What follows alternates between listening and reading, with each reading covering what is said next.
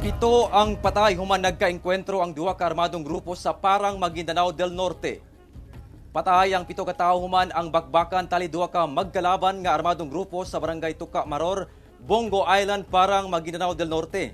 Kini ang grupo ni Tamano Aragasi ug ang mga grupo ni Rouge MILF sa ilawom ni Commander Mahmoud o Commander Paradise.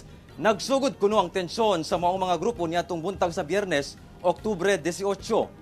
Sa gipaygayong hot pursuit operation o clearing operation sa Philippine Marines o Kapulisan, tulo ka patay nga lawas ang ilang na-recover sa nahitabuan. Og laing upat ka patayng lawas ang na-recover sa dagat, lakip mga armas nga M14 rifles. Gawas diini pipila sab ka tagas nga kalibre sa armas ug mga bala ang na-recover sa otoridad. Sumala pa nga duha ka bangkang de motor ang gisakyan sa mga armado sa ilang pag-ikyas padulong sa Matanog, Maguindanao del Norte ug Malabang, Lanao del Sur. Naka-full alert status pagyapon ang Philippine Marines o Kapulisan sa lugar aron masiguro ang kaluwasan sa mga residente.